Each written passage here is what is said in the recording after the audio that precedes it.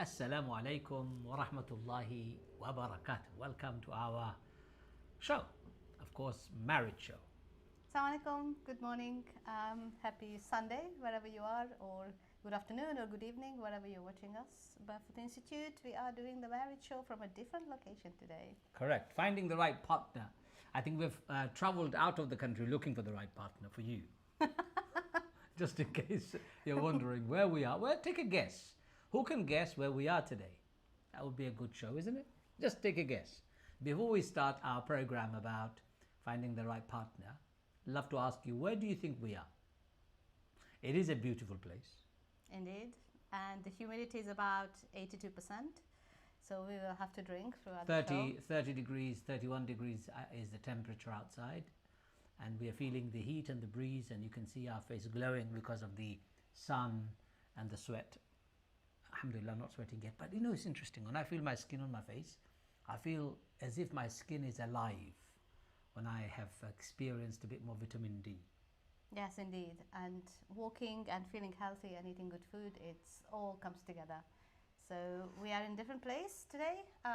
Join us. I don't know if anyone's online. We will find out already. in a minute. We'll find yes, out in a minute.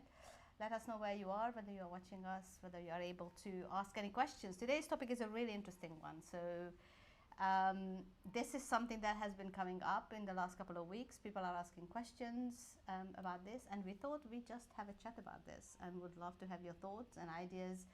What is the right partner, and how to find the right partner? How do you know when you found somebody is the right partner for you for marriage? How do you find out?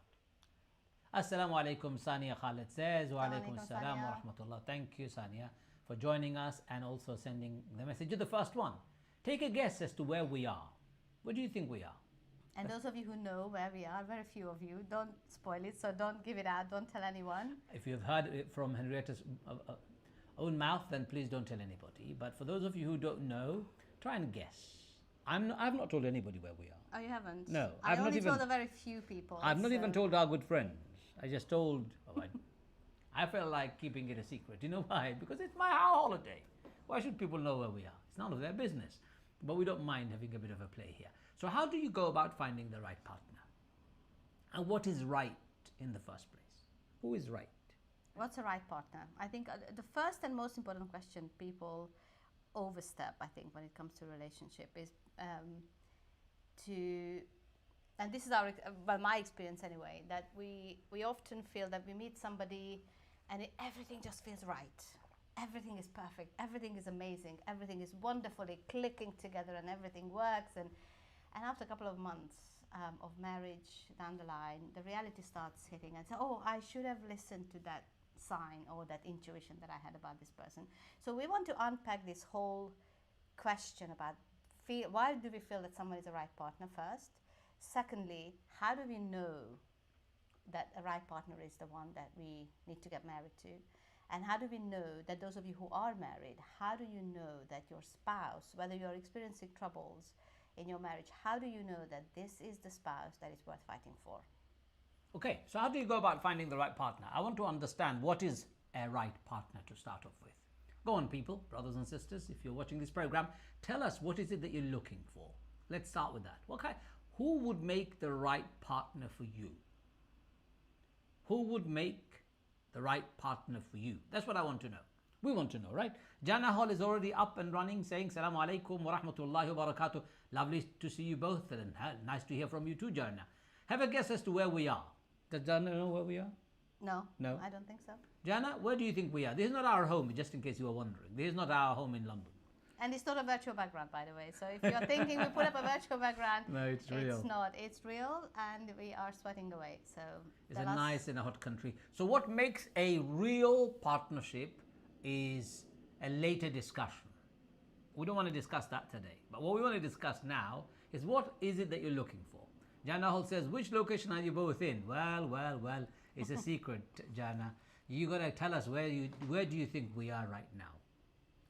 So going back to the question, how do we know who is right? How do we know what's right for us? And it's interesting because yesterday we were driving, I think it was yesterday we were driving, and I asked my husband, so how did you know? Did you have a particular moment when you knew that you wanted to marry me or you wanted to get married to me? And he said, what kind of question is that? And I think it's an important question, because I believe that we know at a certain point when we look at each other and we think, I could build a life with this person. And you felt that at the beginning? I did. Well, ladies and gentlemen, Sania Khalid says Spain. Sania, Damien Duff says somewhere in Spain. Keep guessing, we'll get there. Okay, what is it that you're looking for? If you're single, what are you looking for, and what should you be looking for? That's the question that a lot of people are asking. Should you be looking for the person's looks? Dear brother, signal for broadcasting kept dropping, can't hear. Oh, well, we have a very good signal here. I don't know why you can't hear us. We hope, inshallah, you can. Microphone says everything is working perfectly fine on our end. Internet should be fine. Yeah, internet is at its highest strength, my dear sister. We have had this we have already done one more program from here, wherever we are. Internet was not a problem. So maybe it's something that you need to check, and maybe other people can give us a feedback. If internet is a problem on your end, do let us know. We do ask you to bear with us, inshallah. But anyway, today we are asking you, what is it that you're looking for? What is it that you're looking for is the most important question. Should you be looking for a person who is very good looking? Who is rich? Who is well established? Who has got a well established career? Who has got good family? What is it exactly that's important? What do you think? Well, I think there's a question for me when we talk about what is the right partner. I believe that the word right and rightness is a right for each person is different. So the definition of right for me is very different from another woman, what a right partner means. If your priorities are around stability, safety, job security, finances, then that's right for you. I was never looking for financial security. You got it, though. In a relationship. And I remember when we were getting married, and a friend of mine said to me, you really have to think about finances and how you're going to sustain, because love, she used the Egyptian phrase, she said, love escapes through the window after a short while. But for the rightness, I think it's a very complex issue for every individual. What is right, only you know what is right for you. But I think people are obsessed by looks nowadays. The six-pack look, the slim, the tall, handsome, muscular, guy who is athletic, who is handsome, who has got full head of hair, strong genes. They just want it all. They weren't looking for tall, slim, buxom woman, as we call them. They are looking for all. Is it possible? And is it that we need to waste and focus our time and energy on all of those things?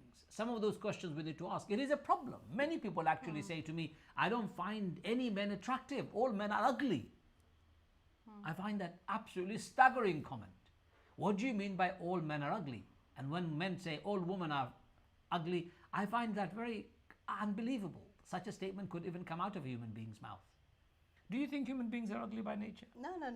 I don't think it's something else that's going on. But also, when people are obsessed with looks, some cultures are also obsessed with financial security. I know a lot of families who physically cannot get married because families are not allowing them without having certain amount of money, certain kind of job, certain kind of established career. They are not allowing their sons or daughters to go down the path of marriage. So these are, I think, are very important considerations. And I wonder whether some young people are under the pressure of the older generation that the spouse has to be of a particular nature, coming from a particular, professional background. And I know families who say to their daughters that I'm not going to let you marry to anyone less than a lawyer, a doctor, or a dentist, or whatever fancy professions are nowadays. I wonder if people are really paying attention to what we're saying, because people are commenting about where we are, Spain, Morocco. Maybe they just got the broadcasting now, but we have moved on with the topic.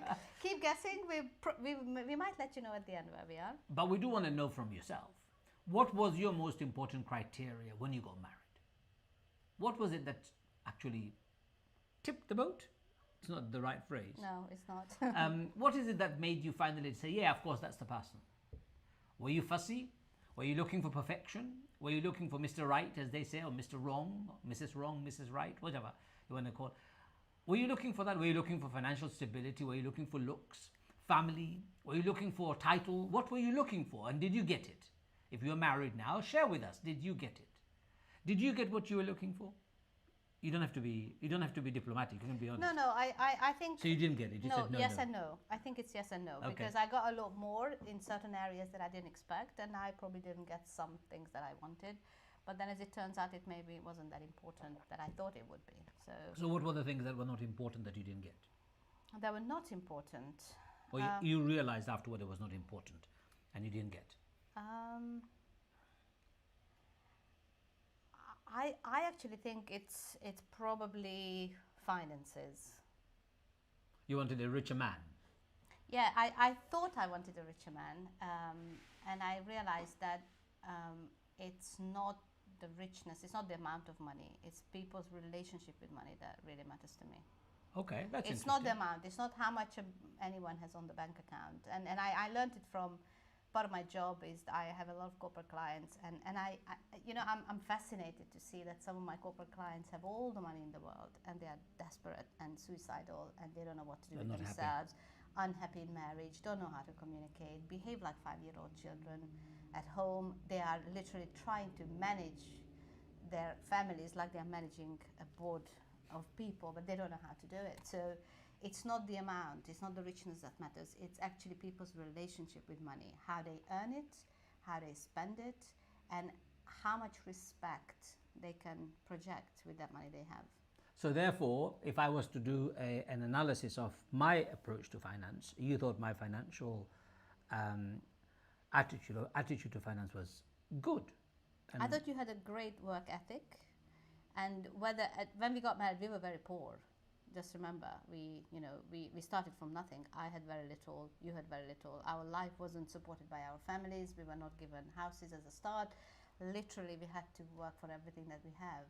And I think that commonality somehow really helped, because we appreciate money in the same way. We try, inshallah, to work ethically, and whatever we have, we are content with it. I think I would have really struggled with someone who has got a laissez-faire attitude with money, someone who is throwing it away at a whim, someone who is given. I literally get really triggered when I see people given a lot of money and they still mismanage it, and they don't know how to handle, they don't know how to create the goodness out of the money that they are given. So it's attitude versus the amount. So what literally you're saying is, if you're getting married to somebody for their money, then I'm afraid money is the one that's going to become the biggest trial in your life later on. And if the looks is what you were obsessed by or attracted by, and that's why you got married, it is that very look that you found attractive will become the most challenging. Either the looks would disappear or fade, or you'll get burnt, or somebody else may snatch that look away because your focus, or you snatch you away because you're focusing on looks alone. If it's family, families could let you down. Families could have ups and downs, good, bad, and ugly sides. It could be all of those things or more. It's very interesting. Let's read a few messages here. Messages are very important here. So Salma says, I was married to my opposite and it worked really well. We balanced each other out. We are still friends, so it's hard to say, I think. But you're not married anymore, Salma. What caused you to leave, or him to leave you? Obviously something you did, or when you got married, something worked, something didn't work. What happened? Sani Khalid, someone who's honest, emotionally available, wise leader, spiritual, kind-hearted. There's a lot there, Sania. Somebody who is emotionally available, wise leader, spiritual and kind-hearted. I think you can't find all of this in one human being. I don't mean to be rude. You have to either find somebody who's emotionally balanced, and that therefore is the most and the foremost character they have. Everything else takes secondary. So if they're wise, they may not be a leader. If they're a leader, they may not be wise. They may be spiritual, but if they're very spiritual, they may not be emotionally as available. If they're very kind-hearted, something else will be missing. If you're looking for all of those in one person in the same proportion, I'm afraid you won't be able to find it. It's not possible in a human to find all of those qualities at the same level, the same measure. I don't know whether I'm saying the right thing. I believe this to be true. I don't know whether you believe this to be true. Well, I think Sania and a couple of other people mentioned honesty, and I think honesty and good character is usually what comes with expectations for women, I think particularly. So honesty is okay, but the list, I was quite taken aback. Emotionally available, wise and a leader, spiritual and kind-hearted. It's a lot to expect from a human being. All of those are very lofty targets, you know. These are what I would call aspirational values, that aspiration for a person. My question to Sania would be that which of these characters are you fully inhabiting yourself? And then once it's there, I think there is more of an opportunity for you to actually find the person who has got these basic qualities that you can expand on. Because I think one of the things about finding a partner is that we have got very high aspirations for others. But I'm not sure, and I, we know this from our own selves. We had a list of things that, most of us have a list of things that I want for my spouse to be. But I always say to people, let's look at where we are on the scale. And I'm sure Sania has these qualities. How do you match, and how can you find your right match? And how do you measure these things? How do you measure somebody's honesty, emotional availability, wisdom, leadership, spirituality, how do you measure these things, ladies and gentlemen? It's very important to know. That's a very important question, because as I said, honesty and good character always comes, and people look good, really good on paper. Yes, it's easy to write up a... Yeah, people behave wonderfully when you are out with them, for a couple of hours, and you don't know what's really going on. People might be saying, I'm very honest, and honesty is something that I think is a very intuitive thing to recognize. Do you know what I was thinking the other day? I went to a supermarket, and a person came as I'm walking through, picked up the trolley, ignored everybody else around, went in. And I said, that's a very selfish person. How do I know? Because a selfless person, a kind person would not do that. Walk to a door, you ignore everybody and you push through. Might have been in a rush. Something might have happened that, hey, maybe... No, but these are collected together. I'm giving an example. Collected behavior. You sit down to eat. This person is the first one to take food and not look at other people. Ask other people, what would they like? Can I give you something? No, he or she is the first person to eat. He or she is the first person to want to use the bathroom in a collective space. Doesn't care about other people. Not asking, would somebody else like to go to the bathroom? I need to go. Is it okay if I go? It's not that difficult. These are indications of personal character, their kind-heartedness, their availability, their awareness. And these are the things that, in my view, are small indications of signs of goodness, signs of God consciousness. Let's go to Victoria Matesky's point. Assalamualaikum, Victoria. Do you want to read it? Said, yep. Morning to you as well. As far as the right person, there's something powerful about a person's ability to be open-minded and a fair negotiator. Then the foundation is set to work through most hurdles. Good. Absolutely. Open mind and be a good negotiator. Be fair. Well, I think that's what she means, is that whenever you are open-minded, you can actually take in and then you make your own decision. It's a Quranic virtue, by the way. It is. To be always fair. Bil qist, adl and qist. One is justice, the other one is fairness. Both constantly working in harmony, constantly. Two sides of the same coin. Or equity and justice. So equity is giving something their due proportion, and justice is giving what is fair to that person. And if you can't be a fair person with your wife or your husband, and you would know this when you start meeting that person, talking to that person, when they start talking to you, you would immediately know if they're very needy, if they're very clingy, if they're very dependent. And if that's what you want, fantastic. If that's not something that you like and want to do, not a problem. All these things you need to really ask. Then the foundation. Okay, Jana Hall says, honesty and good character. Looks is important with deen. Looks is important with deen. What does that mean? I think she means that maybe within our deen or religion, we are supposed to be making the best of how we look. Well, yeah, that is not what I looking after ourselves, maybe, I don't know. So if looks are associated with the face itself, how face looks, or the body shape and size, then that is un-Islamic. What looks should be is whether this person is presentable. They've got a beard, how do they keep their beard? They've got a hair, what do they do with their hair? They're wearing clothes. Are they wearing dirty clothes? Even if the clothes are not brand new, are they dirty? Are they disheveled? A man came to the Prophet and he was unkempt. His beard was going everywhere. His hair was flying in every direction. His clothes was dirty. Prophet ﷺ said, go and make yourself a bit more presentable. Prophet ﷺ used to look very beautiful, groomed, well presented, smelt very well, brushed his teeth regularly. His presentation was best in his society. There was nobody else who looked as good as him. So looks in that context is true. but it's not the facial feature or the body size. I think what is really interesting about this is that we get stuck with the actual facial features, and our idea of beauty in modern world comes from all sorts of sources, but we are not looking at the harmony of a person. I know a lot of people who don't wear the best clothes, who don't have a lot of money, but there is a harmony, there is a basic goodness and decency about them, because they, whatever they have, they look after them. What are you smiling? I'm smiling about some. I'll come tell you in a minute. So it's really the idea of what is the idea of beauty, what is our idea of beauty based on? And you know, people, we know women particularly, that our children get stuck with this idea of beauty from very early age. You know, it has to be a particular way of, I don't know, the hair should be or a particular dressed color, up, yeah. or the dressing, or the eyes, or whatever else it is. And we grow up with these ideas of beauty. We don't actually think about what is my personal definition of beauty. I don't necessarily read people's words anymore. I try to feel their energy. If they have a peaceful, calming, powerful energy, I really don't care how the person looks. It doesn't matter. There's a very beautiful story about a great scholar called, a poet called Sadi, an Iranian, Persian, or maybe even Afghani a poet called Sadi. His name is Sheikh Sadi. He was invited by the Iranian governor, Iranian king, many years ago. I'm talking about hundreds of years ago.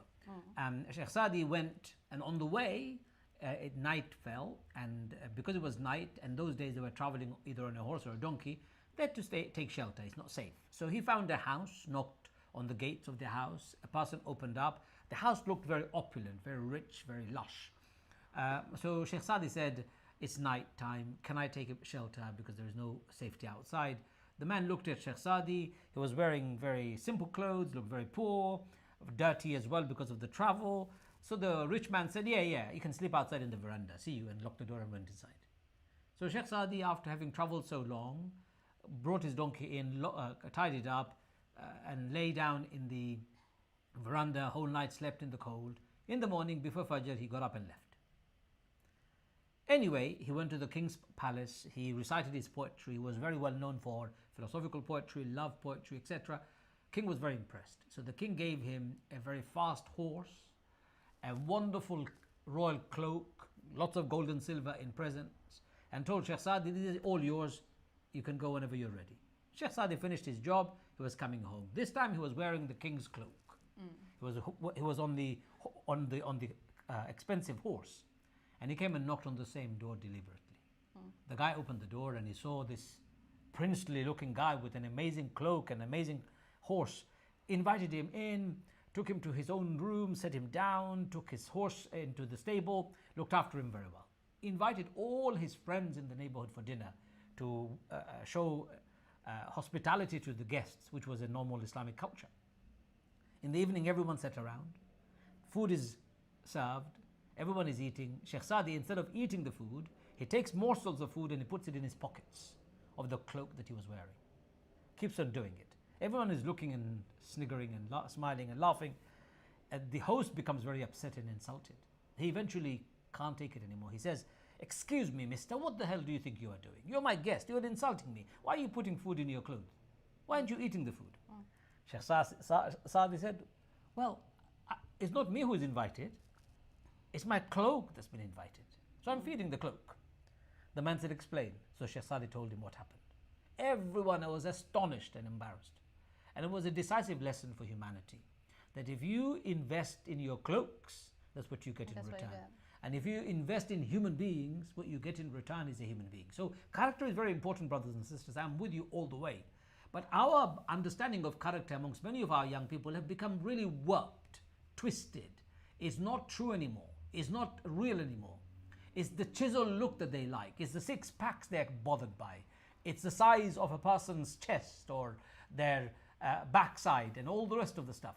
So artificial in the real sense of the word. What if you marry somebody very slim and puts on weight very soon? What if you marry somebody who's got six packs and becomes a one massive tire eventually? It can happen. We all have to go through different stages of life. So these are not real. You know, the Botox lips, the stretched faces, the surgically penciled eyebrows and nose job and beard job and hair job. And the Muslim community is not immune to that. Of course it's not. We are not away from it, even though we say we shouldn't be doing this. There are, our youngsters are doing it. I know kids, our youngster kids, taking Botox to make their lips become more full. I look at some of these people, they all look the same nowadays. They all look the same. They've turned out looking the same, plastic looks. Really not the person that you want to marry, for sure. Jana Holt says, honesty and good character, okay. Similar outlook of life, I agree with that one. How much do couples share their dreams and aspirations? How do they bring up a family? Brilliant point. Yes, and we don't know these things before we get married, because you can have all the conversations before marriage, what it means to be parenting together, but you really have to see the person's decency and goodness and humanity to be able to actually go into that journey. And parents are really important in this regard, because some of you who are watching us, you have children, you are either looking for them for partners, or they're already married and maybe they come to you for advice.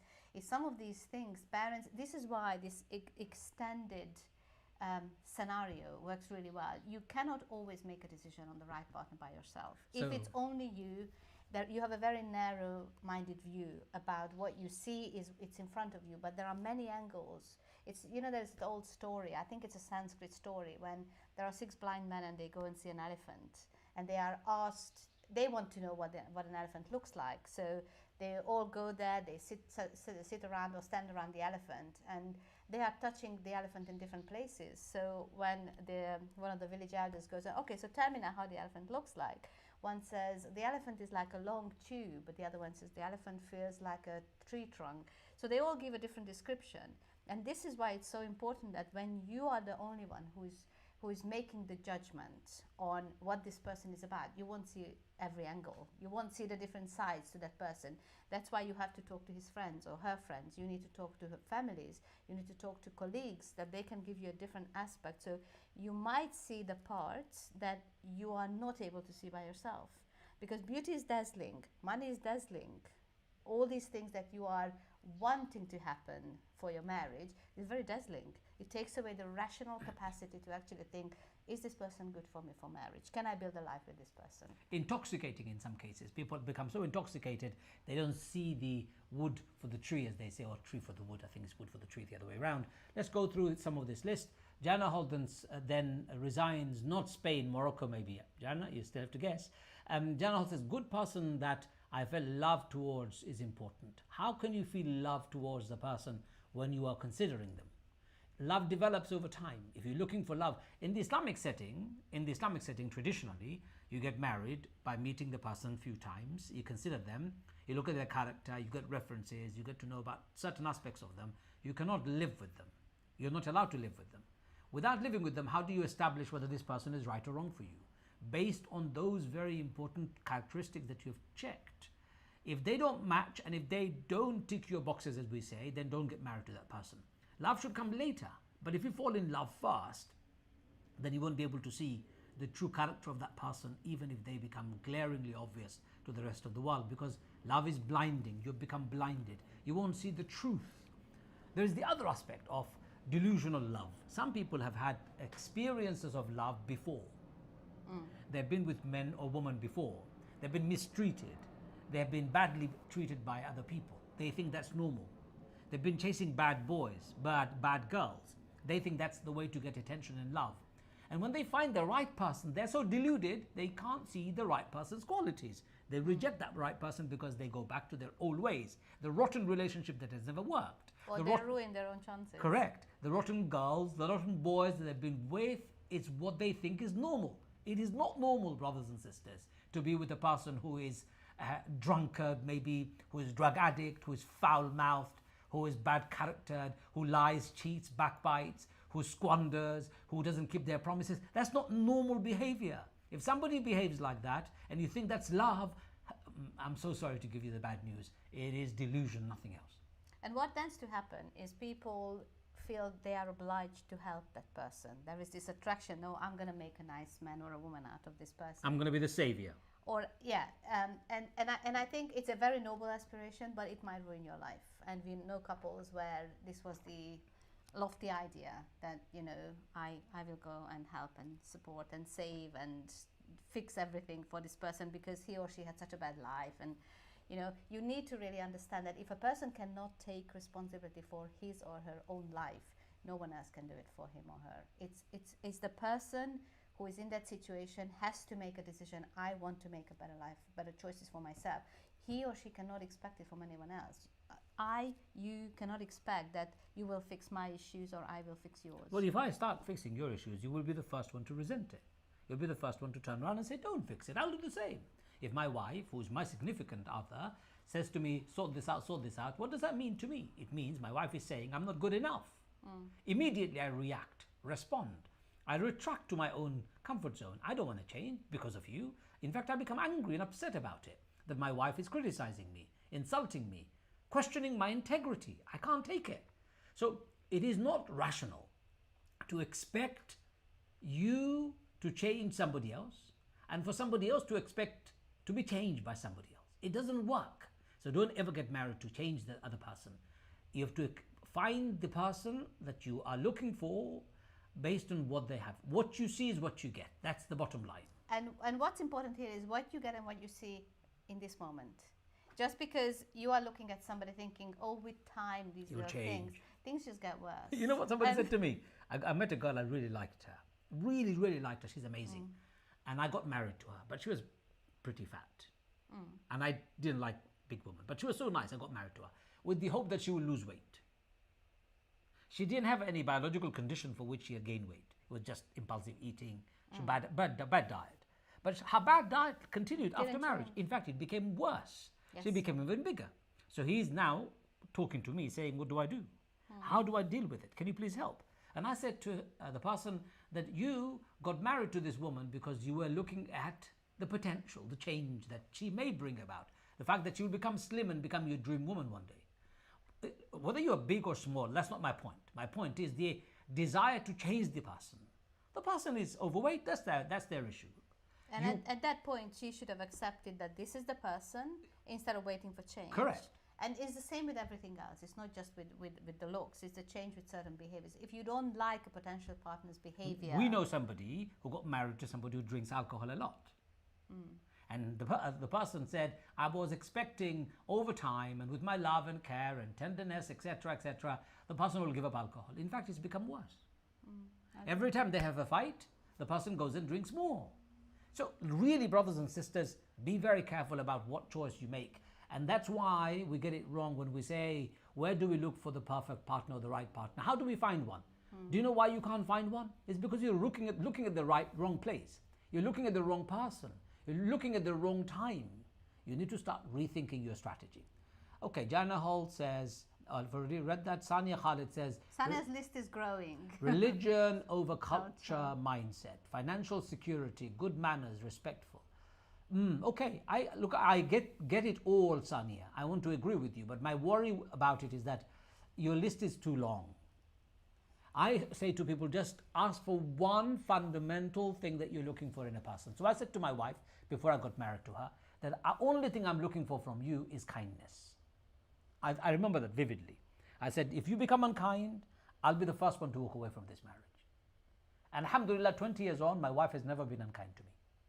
Not never, but... No, you haven't been. To me, what you consider to be unkind, I'm glad that is in your mind, but I have not taken it as an insult or an unkindness in terms of fundamental shift in character.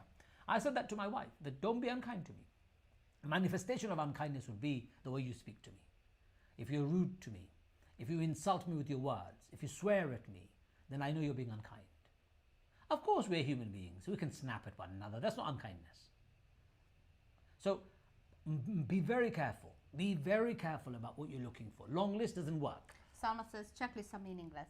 Thank you, Salma. You've just spoken my mind. Very interesting. Assalamu alaikum, Aisha. Hold on. Dawa Digital says 100%. Agrees with us. Okay, I don't know which part of it, but thank you. And Victoria, I believe people confuse compatibility with similarity. And some people are more compatible, having very different characteristics. Yes, it's how you work with what you have. But at the bottom line of all of that is when you know, you have a sense, you have an intuitive sense that you know when you can work with somebody. Is it a workable relationship? And I think that's people overstep that phase quite often, that they don't think about whether they can make it work, because you don't make a relationship work for a week or a month. You have to make it work for life. That's life. Right? So it's very easy to say, oh, we get along for a couple of months or a couple of years even, and then, we just go on our ways. If you want to build a meaningful relationship, it's a continuous process. It's like building a house. You put brick after brick after brick until you have a house. But even that house is never finished. There's some things need to be repaired. Sometimes it needs painting. Replacing a house? No, replacing roof. Replacing the or tiles. Bulb or yeah, not the whole house. Things go wrong. Yes, that's precisely my point. Absolutely. So, for example, if my behavior is not working, for example, my waking up every morning very late is not working for my wife, that needs changing. That needs a fundamental shift. I need to wake up early. If my laziness is not working, if I'm messy and dirty, it's not working for my wife, I need to change that. That's called replacing my old habit with new one. Some replacement is needed. I don't need to replace the entire person. That's not what I'm talking about. So a changing relationship is what we're talking about.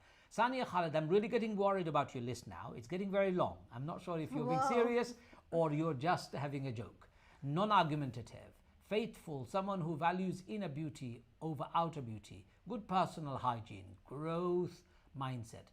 Sania. It's probably about 15, 17 items on the list now. So Sania, we need to talk. Like Give us a call, info@barefootinstitute.com, and we can talk. You cannot have such a long list and find somebody who meets all of those. My worry is you will have such a long list and you will not find somebody who meets them, and you will keep on looking and you will always be comparing with the previous one who was the best one amongst the lot of the previous, and then never match with the next one, because we always compare the best of the last. And best of the last will never come again. It's past. Best of the past. So, Sania, if you are really looking with that list, I'm afraid I have got very bad news. You will not be able to find a human being who has got that quality. You will have to really sacrifice some of those, find certain things that are real, and the rest is working in progress. She said we're in Turkey. Okay. Shahina said you can learn to love someone. Correct. Yes. I agree. I think this is a very important point, is that love is a verb.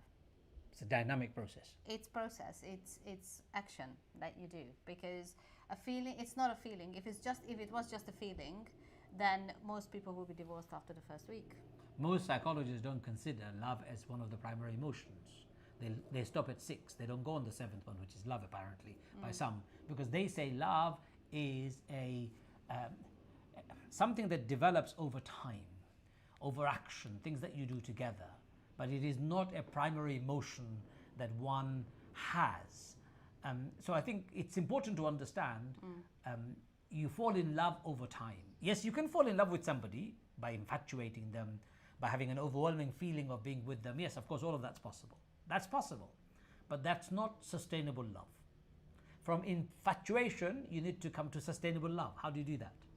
It's a big, massive leap. It's a journey. Because infatuation of love is when everything is at height, peaks and constant explosions, euphoria, the ecstatic feelings of being in the person's company. Always you think about them.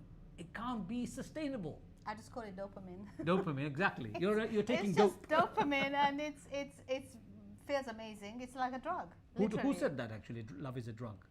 Somebody said that. A lot of neuroscientists, they always say that there's a difference between love and lust, and we talked about this before, that lust is all run on dopamine, but love is run on different kind of neurotransmitters, and there's something called serotonin and oxytocin, which they call the love hormone, because this is what you need. When the children are born, that's what goes into the bloodstream, is that you need a type of hormone that sustains the feeling of love. So the sustainability of feeling of love. It blocks the pain and overwhelms you with love. That's what it does. Well, but also for the children, that this is a bonding. So when there is a bonding that happens between two people, then it's not so much about the dopamine, the quick. The difficult thing with dopamine is that it's so quick. It takes you literally like a drug. It's like being on ecstasy. Not ecstasy. Opium. Cocaine. So cocaine, it takes you really high very fast, but next time you will need more, and next time you will need more. So your body will never be satisfied with whatever pleasure you get, which is why when there's a marriage where there is infidelity, the cheating happens because the other person gives the dopamine hit, but there's no bonding. So therefore these affairs usually end up in a breakup, because it's not sustainable. It looks very different from home and security. It feels amazing, but it's not sustainable. That's right. And that's the difference.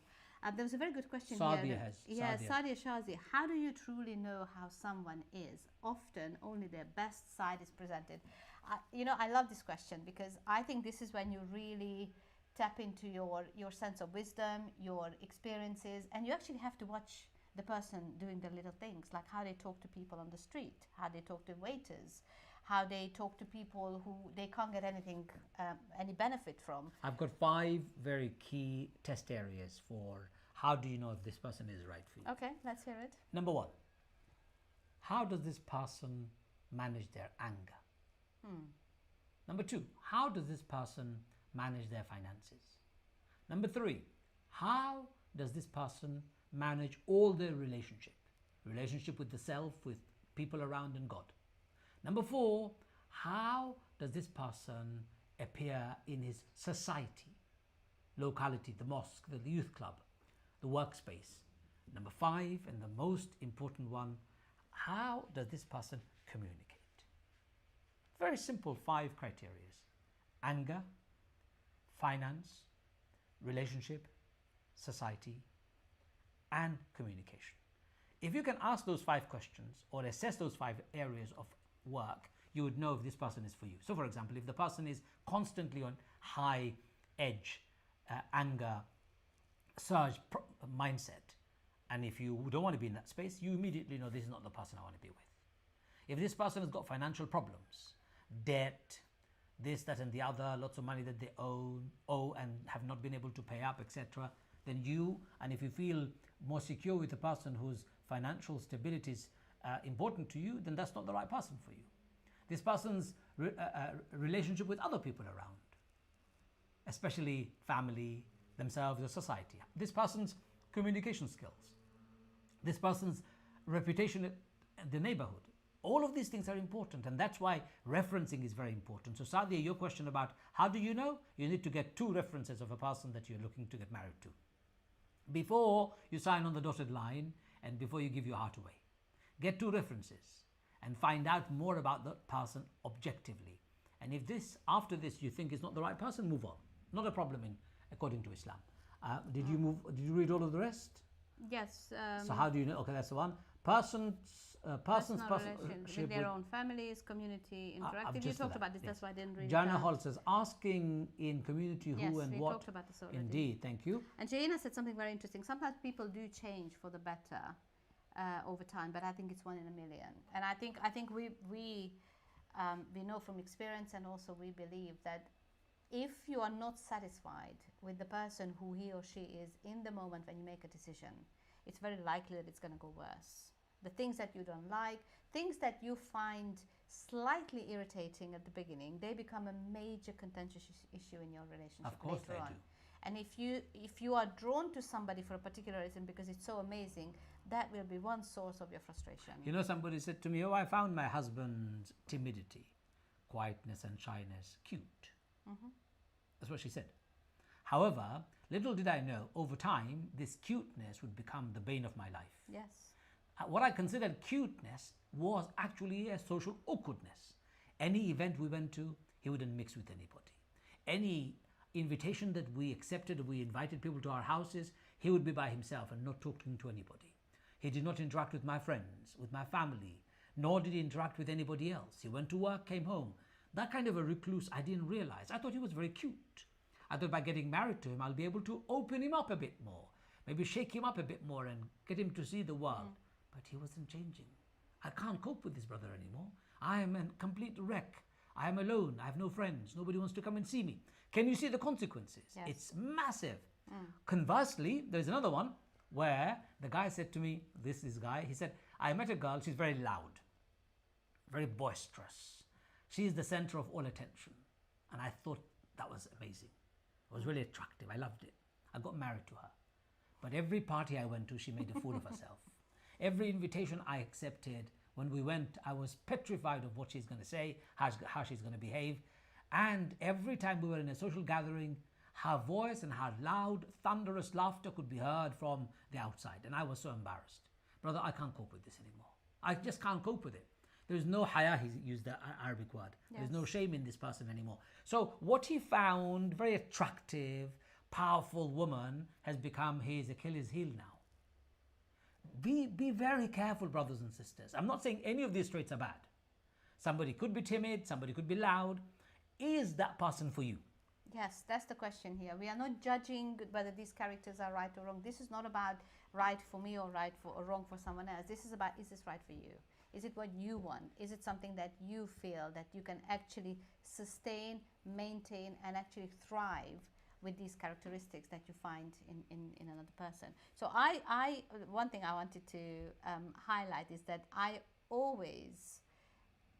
was very irritated by the amount of things that you do and how many places you can be at the same time and how many things like your Are you sure it's not me? your It's not pie, my clothes. how many pies your fingers are in, and it's for me it's a big consideration, because once the children were born and I needed more help, more support, and sometimes it was there, sometimes it wasn't. But now that the children are not occupying that much of my time, it's actually nice to see you that you are still doing the things that you are passionate about, but it also gives me time, and it motivates me to do the things that I would maybe just sit at home and do nothing about. I'm glad to know that. I would never But change myself. No, I know that, but what I mentioned, the reason why I mentioned it is because I didn't make it a contentious Of issue for course. myself. It wasn't a deal breaker. No, when you raised it, we found a solution. We found a solution.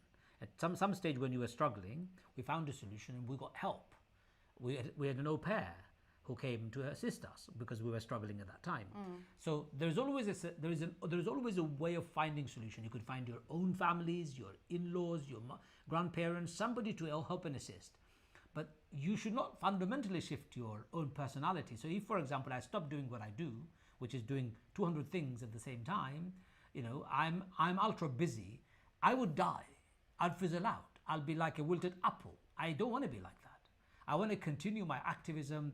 I want to do all the things that I love doing, from gardening to speaking to counseling to politics to debating and discussing to fixing my own house, making furniture, to cooking, to cleaning. I want to do as many things as I possibly can, including traveling the world. Why not? But what you have to do is you have to find a partner who can support you and join you, or join you or support you. Doesn't have to do it all, can be doing part of it, and you need to do the same for her. And I believe in our partnership we've provided that. You wanted to do things I never ever said no to you. For example, you wanted to go to Morocco and stay in Fez to write your book for a month. I said, please go ahead, no problem. We need some help and support. Let's get your mum in here. It will be fine. So it's about providing one another a space where you can both grow. But for that, you need to make the choice in the first place. To find the right person to If do the it person with. is wrong, then you will have this constant clash called loggerheads, constant conflict. Oh, it's my way or the highway. Everyone is stepping on each other's toe to have their own way, and nobody will have it, because that's the ultimate misery that brings into a relationship, one that is constant fighting. It's awful. It's draining, emotionally destructive, soul destroying, marriage breaking. I know Sania has got a question here. How can you trust the reference? A perspective will only provide you with someone who give them a good reference. Here is the saying of Umar ibn Khattab radiallahu anhu. Umar ibn Khattab radiallahu anhu came into the mosque and said to everybody, does anyone know of this guy? One guy said, yes, I do. Umar ibn Khattab said, yes, how do you know him? Because he comes to the mosque. I see him every day. Umar ibn Khattab said, have you traveled with him? The man said, no. Have you lived with him? No. Have you done business with him? No. So you have not traveled, lived, or done business with this man? I have not done that. Umar ibn Khattab said, I'm looking for a marriage referee. You're most disqualified to give a reference. Just because you see this person in the mosque, it does not make you a qualified referee. So if you are asking for reference, ask your prospective spouse, give me a referee who has traveled with you, who has done business with you, or who has lived with you. And somebody who is not a relative of yours who is going to give glowing reference, or a friend of yours who is your best buddy. No. Don't ask for references from such a person.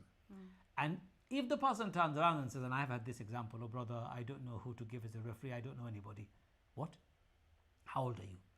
25, 30? You don't know anyone who can give a reference about you, and you're 30? What have you been doing for the last 30 years? And the question I have for everybody, do you want to get married to a person who nobody knows and can give a reference to. We're human beings. We're supposed to be social beings. If nobody knows that person, you're getting married to a loner. Is that what you want to do? Or maybe he was cute, like Maybe a cute person who he was likes very to. cute, but doesn't socialize, so doesn't have any relationship with people, so nobody can actually give reference. So reference is very important. And those who are Also, giving yes. references, so if you came to me for a reference, and if I'm giving a reference, in Islam, this is the only time when I'm allowed to backbite. I'm allowed to tell the truth about the other person. So if, for example, there is X whose reference is being sought, if I know X doesn't pray, doesn't keep his promises, gets angry very quickly, has fights while playing football, doesn't keep his promises, doesn't pay his bills on time, those are the negative things that I need to inform the other person honestly and truthfully, but confidentially, with a promise that this will never be disclosed. If this goes anywhere, if it doesn't happen, if marriage doesn't take place, this person zips their mouth and says nothing to anybody. It's done in privacy and confidentiality. So if you can understand the concept of reference, who is qualified to give a reference, and under what circumstances can you disclose all that information, you're fine.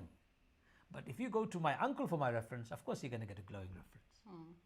Of course. I always say to people, just do your research, and there is no harm and there's no shame in actually really going around and do your research, because people present an amazing side to themselves always, you know. We are on our best behavior, we put the best clothes on, we are impeccable in behavior. From little things and from other communications, you will know if something, and the other thing I always say to people, if something doesn't feel right, it isn't right. You know, my father was very beautiful. May Allah have mercy on his soul. One of my cousins who lived with us when he was young because he lost his mother, I call him my eldest brother. When he was of the marriageable age, I was only 15 years old or 14 years old, very young, maybe even younger. My father went looking for a girl for him. It was in Bangladesh. Do you know what he did? He was going to a place and he saw a girl coming out of a school, a college, coming out of college. He liked that girl instantly. My father liked the girl instantly. He stopped. He went to the girl and said, daughter, who's your dad? What's your dad's name? So she said, her dad's name. He said, my father said, okay, fine, I'll get in touch with your dad, and left. My dad went around the school area, college area, speaking to other kids. Do you know this girl? Yeah. Tell me about her. Went to the shopkeeper who's seen her go in and out every day. Do you know about this girl? Yes, I do. He had done all the research before he had gone to the father. Went to the father and said, I have got a son who is X, Y, and Z. I'd like to propose marriage for my son to your daughter. Would you accept? The father was quite taken aback. Yeah, because my father is well known. Anyway, they did their research. And my cousin who lives in America, married to this amazing woman, married for nearly 40 years, 6 children later, alhamdulillah, very happy. And that was a really good thing, because I learned that what my dad did is exactly what Islamic societies do.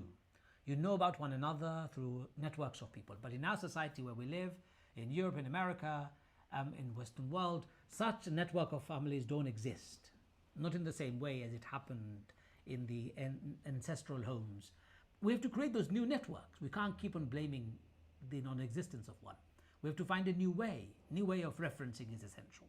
A few more points have come through, I think. Assalamualaikum Fatima, Hamza, and Shahina is asking a question. What is your take on family and extended family versus marriage? And what if the marriage becomes toxic? It's another discussion for another time. It's quite a big topic. Yes, we will discuss extended families again. We've discussed it before. Oh, Salma, very important question I can see already. Do you think the issues are different for divorced people when seeking a partner? For example, children aren't an issue, as often people my age have had children, and I don't want any more. I find it's more difficult as people aren't willing to compromise, like location. I don't want to move, and usually the men I speak to don't want to either. So I'm finding that in discussions we are having to think out of the box, which is okay, but not easy. So are the challenges different for people who have been married, divorced now, and they have certain criteria? So my point, the one point to start the conversation would be, is what are your non-negotiables? Are you, so I think non-negotiables are different before, if you have never been married before, or if you were married before, and you need to think about your non-negotiables, whether they are as strong as they were before, or they become stronger than they were before. So what's your experience in this? Well, for divorced person, the first thing first is they've been married before, so they know the experience. Right. So they know what to avoid and what not to avoid. Hopefully they've learned. So the starting point is not a clean slate. You already know what human behavior irritates the life out of you. You already know what human traits you don't want to be with. You already know that. So make sure you list them first for yourself. In other words, be very clear as to what you don't want. What you don't want in a relationship. You don't want an abusive husband or an abusive wife, a toxic husband, toxic wife. You don't want somebody who perhaps is needy, or you do want somebody who's needy. You need to be very clear. Secondly, you need to put your cards out, very open and honest, like Salma has said here. I've been married before. I have 2 children from this. My children are going to school, and it is not possible for me to relocate at this stage in their life. You have to also be practical about it. If the children are at primary school, why wouldn't you want to relocate? They can.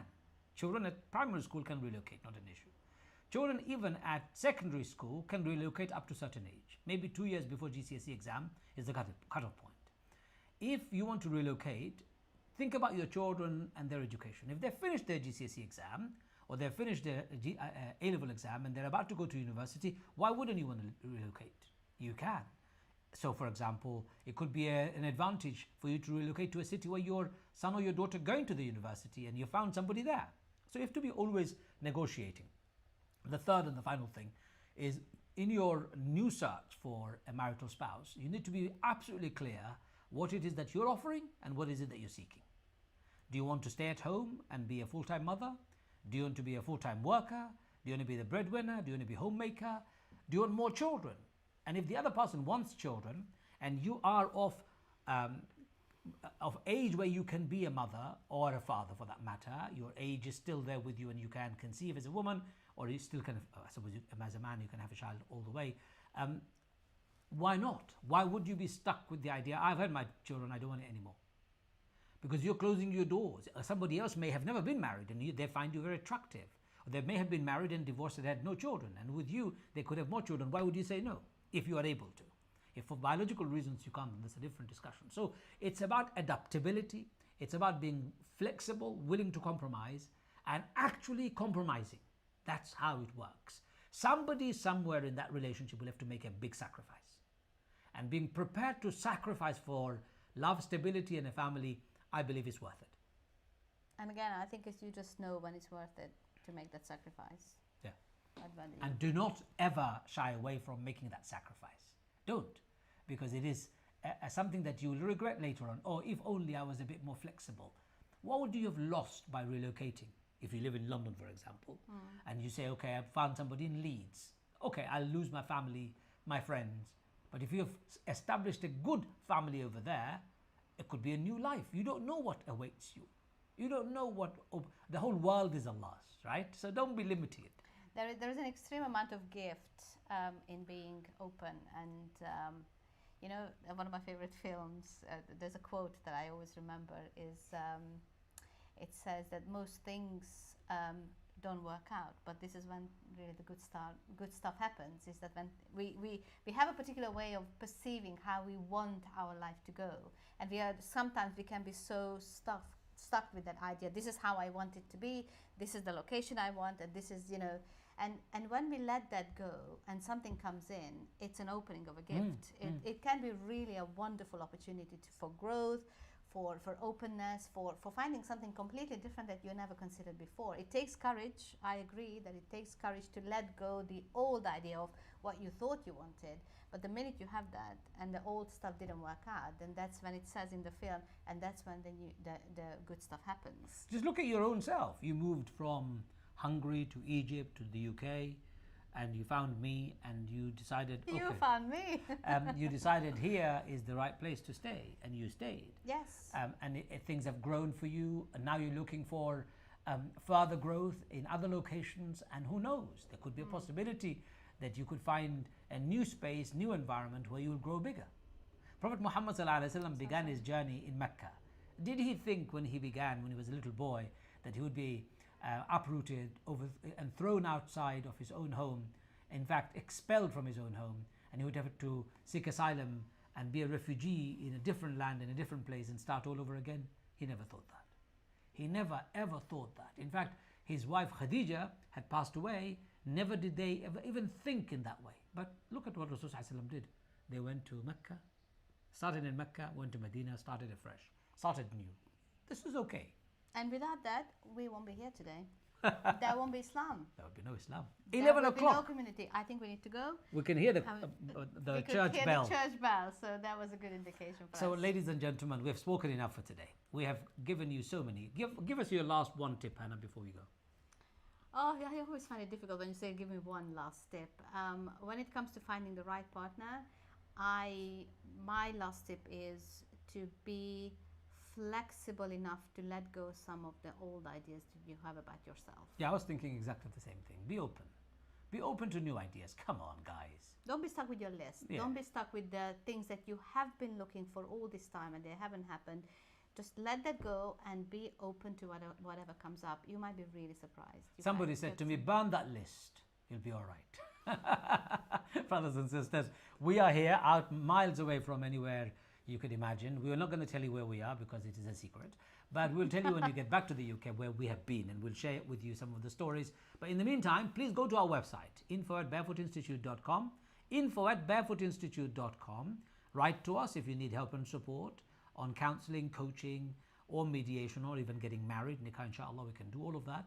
And if you just want to buy our books, my wife's book is called Heart Smart, and my book is called 10 Steps to Getting and Staying Married. Both of them are available on our website, www.barefootinstitute.com. We'll be here next Sunday, inshallah. Will we be? Not here, but somewhere. We will be behind the camera next Sunday, 10 o'clock. If you have any particular questions or any ideas or issues that you want us to discuss, Or a topic they want us to discuss. Yes. Just let us know. Either send us a message on Facebook or send us a message by email. And hopefully see you next Sunday. One thing I always forget to remind people, please share our videos with as many people as possible. If you share, more people see and watch and learn and discuss and debate this at home, the more we clear our misunderstandings and misconceptions. Anyway, until next Sunday. See you next week. Assalamu alaikum wa rahmatullahi wa barakatuh.